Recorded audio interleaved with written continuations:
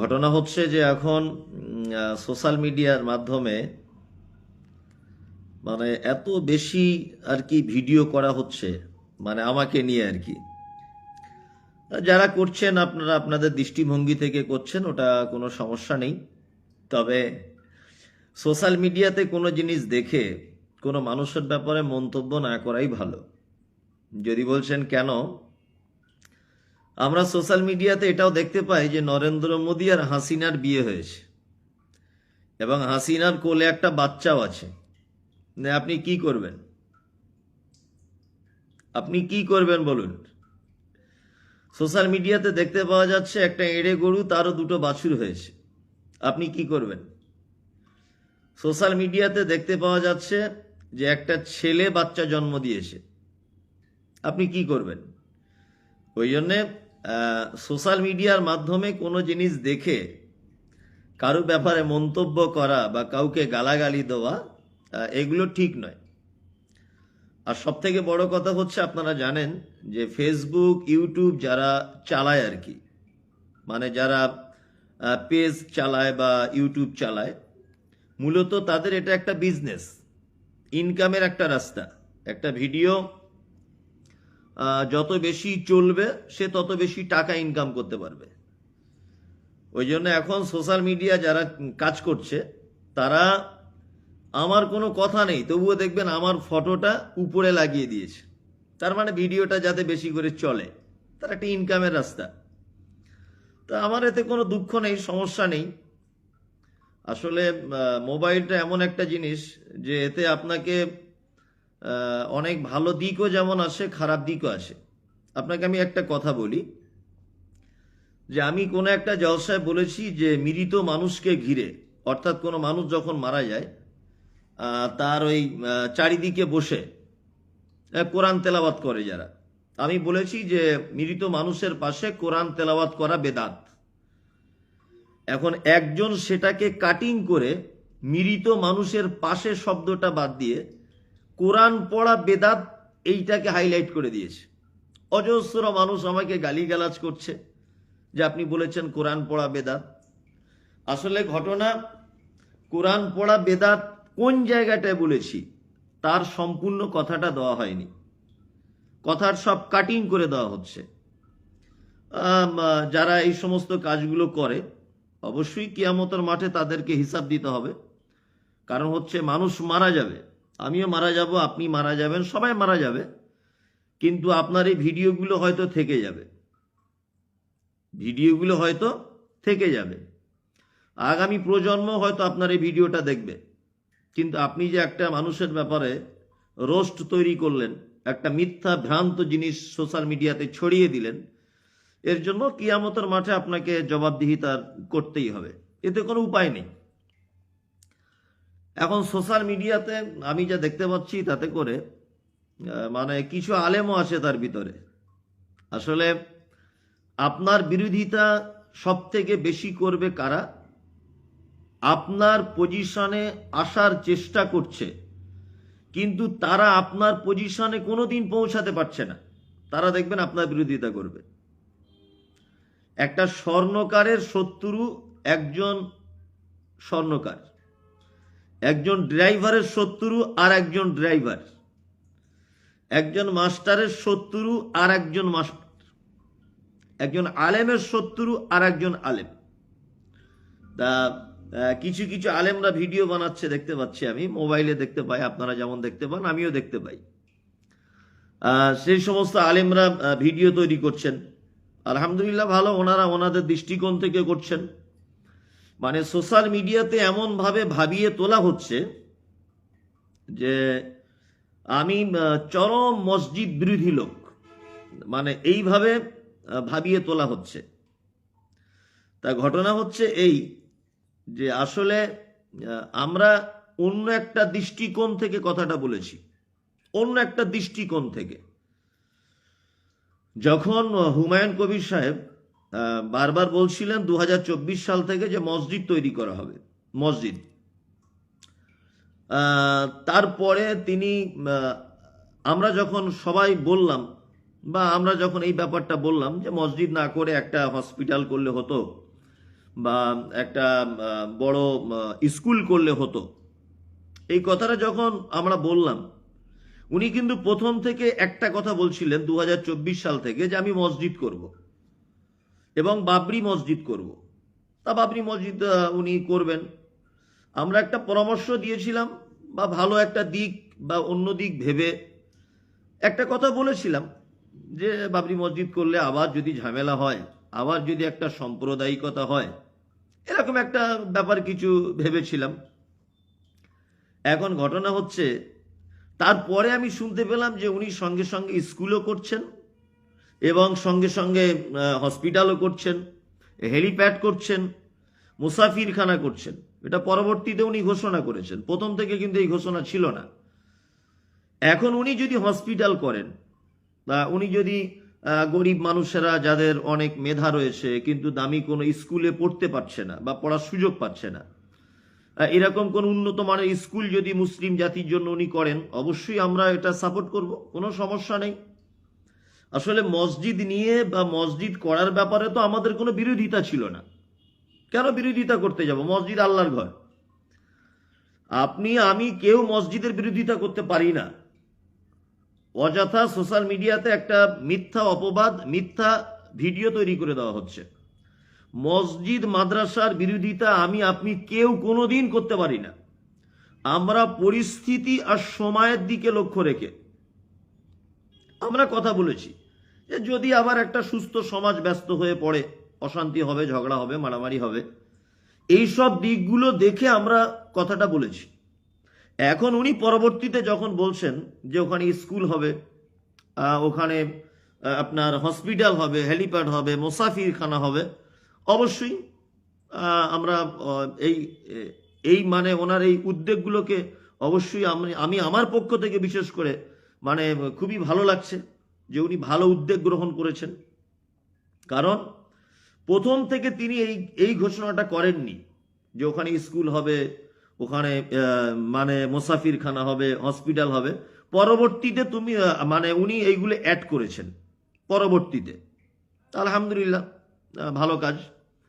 এখন ঘটনা হচ্ছে কিন্তু সোশ্যাল মিডিয়াতে মানে কিছু ইউটিউবার, ফেসবুক, তারা ব্যাপারটাকে এমনভাবে ভাবিয়ে তুলছে যে মমতাজুল ইসলাম একাই মনে হয় বিরোধিতা করছে। আসলে আমি বিরোধিতা কিছু করিনি, আমি বিরোধিতা করিনি। মানুষ ওটাকে হাইলাইট করেছে তাদের মিডিয়াগুলো চালানোর জন্যে, এছাড়া আর কিছু নয়, এছাড়া আর কিচ্ছু নয়। যারা অযথাভাবে সোশ্যাল মিডিয়াতে দেখে আমাকে গালাগালি করছেন, একটা কথা মাথায় রাখবেন যে আমি গালাগালি খাওয়ার মতো কোনো কাজ করিনি।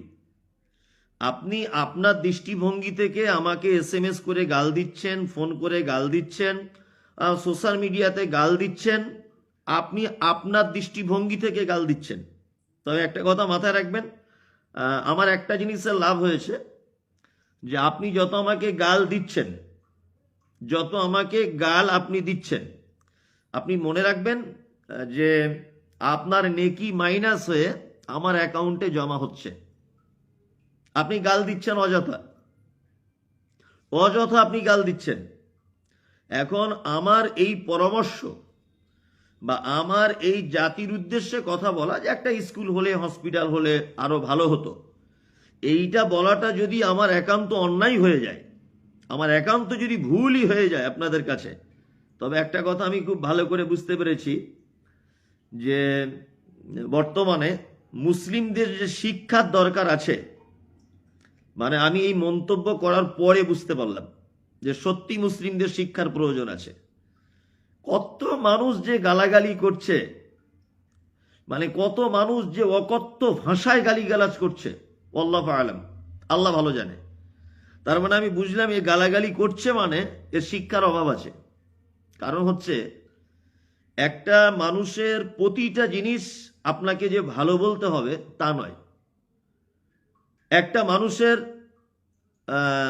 10টা ডিসিশনকে উনি 10টা ডিসিশন যদি একটা মানুষ দেন, 10টা যদি সিদ্ধান্ত দেন, তা আমাকে যে 10টাই মেনে নিতে হবে তেমন কোনো কথা নয়।